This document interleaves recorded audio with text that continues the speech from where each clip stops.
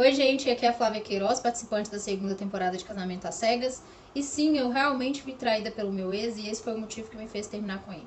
Eu resolvi gravar esse vídeo para esclarecer tudo o que aconteceu, porque eu sinto que devo essa satisfação a vocês que torceram, que vibraram, que acompanharam, criaram expectativa. E em respeito a vocês, eu resolvi esclarecer tudo para que vocês não fiquem com meias histórias ou com especulações. Eu quero pedir desculpa para vocês porque eu decidi gravar esse vídeo agora e eu moro numa avenida, então tem carro passando. Tá muito quente, gente, tem ventilador, então em alguns momentos, se precisar, eu vou pausar o vídeo e depois eu retomo. Eu quero deixar tudo claro para vocês, para que não fique nada sem ser compreendido aqui. É claro que vocês vão me perguntar depois algumas coisas e a gente vai voltar a conversar sobre esse assunto, mas eu espero que vocês consigam compreender o máximo. Eu vou começar contando ou reafirmando, relembrando para alguns de vocês que eu sou uma mulher monogâmica. E o intuito de eu falar sobre isso logo de cara é porque o tema traição, ele pede para explicar um pouquinho sobre isso. Então, para as pessoas que não entendem, às vezes, o que é, né, do que se trata a monogamia, eu vou dar uma breve explicação para que vocês consigam entender. É bem sucinta mesmo, tá? Monogamia, basicamente, é uma conformação de relacionamentos, de relações sexuais e afetivas em que existe apenas um parceiro. Enquanto que nas relações não monogâmicas, existe aí a possibilidade de mais de um parceiro. Logo, a ideia de relações não monogâmicas não está atrelada aí à exclusividade sexual ou afetiva, tá? Então, nesse caso, a ideia de traição, ela muda um pouquinho, vai levar vai levar em conta os acordos firmados entre cada pessoa que se relaciona. Enfim, basicamente é isso. Sendo eu uma mulher monogâmica, que escolhi me relacionar dessa forma, apesar de conhecer e respeitar os outros tipos de relacionamento, esperar, obviamente, respeito mútuo. Eu conversei sobre isso com o meu parceiro no experimento e ele me disse também ser um homem monogâmico e fiel logo de cara. Nós nos conhecemos no experimento, que é verídico, tá, gente? Tudo lá é de verdade. Nós nos conhecemos, fortalecemos, fomos criando vínculos, percebendo as diferenças, as afinidades, que foi o que nos uniu, né? Nós fortalecemos vínculos, paixão, fomos estruturando a relação de acordo com o que nós achávamos que era saudável para um crescimento enquanto casal. E esse processo todo nos levou ao altar e a dizer sim um para o outro. Então nós nos casamos. Depois de lá, casados, nós voltamos para a nossa vida e a partir daí nós organizamos o nosso relacionamento dentro de uma dinâmica que já era conhecida, que já era sabida, em comum acordo, tudo dialogado. Estávamos vivendo como um casal normal, parecia que estava tudo bem. O fato foi que num dia estávamos aí em um momento de casal, assistindo vídeos engraçados no celular dele. Eu quero aqui frisar que antes disso eu não tinha tocado no celular dele. Quando de repente chegou uma notificação de mensagem pendente de aplicativo de relacionamento. Isso de cara me chamou a atenção, porque nós dois tínhamos concomitantemente juntos, no nosso primeiro dia morando juntos, desinstalado os aplicativos de relacionamento, já que nós já estávamos em um relacionamento, né? E mais um relacionamento monogâmico. Obviamente, né, eu fiquei impactada e quando isso aconteceu, acho que eu fiquei num mix de sentimentos que uniu incredulidade com decepção e raiva. E eu me senti, assim, duplamente traída. Não só traída, mas duplamente, porque eu já tinha passado por uma situação idêntica a essa. E, por incrível que pareça a vocês, eu tinha contado tudo o que tinha acontecido, todas as questões dos meus relacionamentos prévios e essa situação, que foi uma que muito me marcou, para o meu ex, ainda no nosso momento de lua de mel, quando ele também me confidenciou a vivência, a experiência dele, a traição que ele disse que tinha sofrido, enfim. E nós trocamos aí essas conversas e eu me senti muito mal. O primeiro comportamento dele, quando aconteceu isso de eu ver essa notificação, foi de negar aquilo, dizer que não era nada, que era uma bobagem, que eu estava criando coisas, tomar o celular da minha mão e aí sim desinstalar o aplicativo do celular dele. Obviamente eu não aceitei, pedi para que eu pudesse ver do que se tratava, afinal de contas se era nada, né? E ele sempre me dizia que não tomava nenhuma atitude na vida que não fosse sem pensar nas possíveis consequências positivas ou negativas. Eu insisti, fiz com que ele baixasse novamente o aplicativo no celular e após isso eu pude então ver as conversas. E eu vi matches e conversas que datavam de 3 semanas anteriores, um mês anterior, que era um período em que nós já estávamos casados. Enfim, desrespeito nu e cru na minha cara. Para além disso, nas nossas discussões ali naquele momento, né, na verdade parecia um monólogo, tá, porque ele permaneceu indiferente, eu discuti, mas ele me abriu que, para além daquelas conversas, ele também tinha tido flertes presenciais nos rolês que tinha ido sem a minha pessoa. Pra mim, de verdade, só a cereja do bolo. Enfim, isso foi o que ele me disse e o que eu eu descobri, né, vendo no celular dele. Eu confesso, gente, que eu fiquei alguns dias questionando o que mais poderia ter acontecido, já que, né, eu acho que nunca, talvez eu nunca fosse descobrir isso, se fosse de uma outra forma, mas pensando na nossa dinâmica de relacionamento, que passávamos muito tempo distantes, eu pensei no que mais poderia ter acontecido, nos riscos que eu estava correndo nessa relação, no desrespeito que eu tinha sofrido, no porquê de eu estar passando por aquilo de novo, já que eu tinha passado uma vez e isso tinha me feito tão mal. Eu me questionei em relação a como eu sou como mulher, qual tinha sido o meu erro dentro desse relacionamento, e no final das contas, eu refleti, e como eu percebi que eu tinha sido sim e muito desrespeitada, eu vi que as promessas, os projetos, os 150% de fidelidade, obviamente eram mentira. Eu decidi ali naquele momento por finalizar, botar um fim naquele relacionamento, assim como eu decidi pedir em casamento, assim como vocês me viram decidir dizer sim para uma relação que para mim parecia legítima, com grandes chances de dar certo. Eu decidi colocar um fim no relacionamento com um homem que se mostrou desonesto, sem responsabilidade afetiva e imaturo emocionalmente. Uma pessoa que foi capaz de reduzir o tão falado e enfatizado, eu sei o quanto foi enfatizado, sonho de um casamento a flertes aleatórios sem sentido, obviamente, provavelmente, subestimando as chances aí de ser pego ou de ser deixado caso fosse pego, né? É claro, gente, que enquanto uma mulher que é feminista e estuda pautas sociais, eu reconheço que existe sim uma construção social que coloca nós mulheres em um ideário patriarcal, machista, pecaminisador, que nos questiona e, além disso, questiona todas as nossas decisões. Homens, quando traem, eles são praticamente aplaudidos, como se fizesse parte da natureza sexual do homem trair, enganar, ser desonesto, e as mulheres têm, nesse contexto todo, que permitir ali essa situação, aceitar essa situação, agir de forma servil, né, de forma submissa.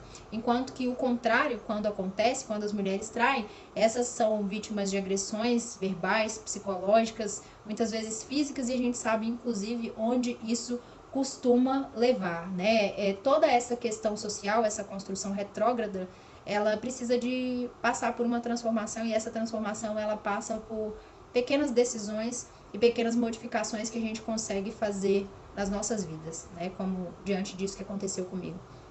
O nosso relacionamento ele aconteceu aos poucos, como vocês viram, com fragilidades, com questões, com medos, receios, traumas de outros relacionamentos vividos, enfim, duas pessoas reais, com situações reais, com vidas reais, querendo fazer o relacionamento dar certo, pelo menos da minha parte havia disposição, e o que eu posso dizer para vocês aqui de mim, agora de mim, né, é que nunca faltou honestidade, nunca faltou verdade. No final das contas, eu não sou atriz, eu estava ali vivendo uma experiência única para mim, que me deixou muito feliz de ter tido essa oportunidade e vivendo de uma forma genuína, né, do jeito que eu sei ser, do jeito que eu sou. Eu tinha uma imagem do meu ex com um caráter verdadeiramente irretocável. Eu já usei essa palavra algumas vezes para ele. Eu admirava o caráter dele e essa era uma das características que mais me chamavam a atenção nesse relacionamento. Mas é claro que a descoberta da traição me fez entender que essa era uma idealização minha e, assim, consequentemente, desconstruir essa idealização.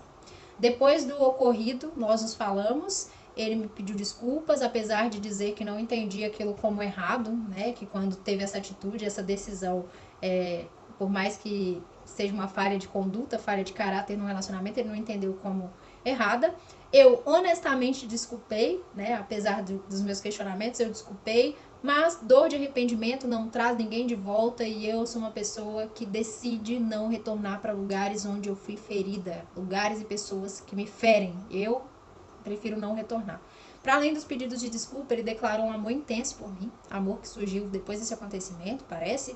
Me disse o quanto eu sou incrível e maravilhosa e outros adjetivos, e eu não ouso discordar. A frase "eu te amo", que eu nunca tinha recebido, foi uma das frases que eu comecei a receber, e a real é que ficou para mim impossível não questionar se todos esses pedidos de perdão e essas mensagens eram mesmo verdade ou apenas fruto de um receio dele de um possível cancelamento, diante de trair uma mulher para a qual ele disse que era verdadeiro, e da possibilidade da exposição, né? Então, para mim, ficou bem difícil de não questionar essas coisas. Enfim, logo depois do nosso término, passada essa situação inteira, houve um hiato de silêncio, e depois o pedido de perdão e choro públicos. Para mim, nada mais que o mínimo. Onde ele chorou, né? Chorou muito, foi acolhido, mas eu já tinha decidido anteriormente, conversado com ele sobre não voltar, de forma respeitosa, inclusive. Ele, em relação ao mínimo, né, ao fato dele ter feito o mínimo na minha percepção, eu considero que é o mínimo esperável de alguém que erra, uma conduta de reconhecer o erro, pedir desculpa e, se possível, mudar de comportamento. E ele não vai receber louros meus, ele não vai receber palmas minhas por ter feito o mínimo depois de me desrespeitar. Em relação ao acolhimento que ele teve depois de ter pisado na bola comigo, eu fico muito feliz que ele tenha tido apoio, porque eu acho que as pessoas elas merecem apoio, amizade, carinho, respeito, sim. Mas eu vou levantar um questionamento. E quanto ao acolhimento da mulher? E o acolhimento da mulher traída? Quando eu descobri o que ele fez, quando eu fui traída, quando eu me senti mal e até me culpei por uma falha de conduta que não dizia respeito a mim, muitos souberam. E pouquíssimas foram as pessoas que verdadeiramente me acolheram, me ofereceram a mão. E muitas vezes eu tive que engolir o meu choro sozinha, enquanto eu fiquei chocada em ver os quilômetros de pano que o Alecrim teve passados para ele. Será que se eu tivesse traído, esse pano seria passado para mim? Ou eu seria falsa, desrespeitosa, sei lá, outros adjetivos, não sei. Outra coisa que me chamou a atenção em toda essa situação foi o choro, a lágrima, né? Os rios de lágrimas do meu ex. E eu achei também louvável que toda essa situação, mesmo que para isso tenha tido que me ferir, ela tenha sido capaz de mostrar para ele que ele pode sim demonstrar sentimentos, dores, amores, expor mesmo o que ele está sentindo, já que na nossa construção de relacionamento inteiro ele era frio e pouquíssimo demonstrador de sentimentos. Eu só acho importante a gente questionar um pouco sobre a hipervalorização das lágrimas de homem, que frequentemente são vistas na sociedade como ouro e utilizadas dessa forma como moeda de troca. E aí muitos homens viram exímios atores, obviamente, né, capazes de derramar litros de lágrimas e de demonstrar aí sentimentos sem necessariamente senti-los de fato. E nessa situação a gente olha para esses homens com barba na cara e vê a infantilização. Na verdade é um verdadeiro retorno à infância. Para mim, nem são homens, né, são meninos, né, que abrem o berreiro, o bué, para conseguirem aí o objeto de desejo. Né? É importante a gente olhar para isso dessa forma, porque nesse contexto todo, mulheres que são fortes, feministas, que decidem e bancam suas decisões, que não necessariamente choram, mesmo estando em sofrimento em muitos momentos, ou que choram e apesar do choro vão à luta, são tidas como loucas, putas, bruxas, mulheres destinadas a ficar sozinhas. E eu tenho orgulho de poder representar loucas, putas e bruxas por me respeitar, novamente me respeitar e não aceitar traição. Eu já falei muito, eu já tô quase terminando. Eu realmente, gente, não sonhava em me casar, eu não tinha priorizado essa meta, né, isso como meta na minha vida, porque eu tinha outras prioridades, como, por exemplo, ajudar minha mãe, que foi a mulher mais importante da minha vida e quem me ensinou que é o primeiro sinal de desrespeito, a gente deve deixar uma situação, quando ela deixou meu pai no primeiro tapa.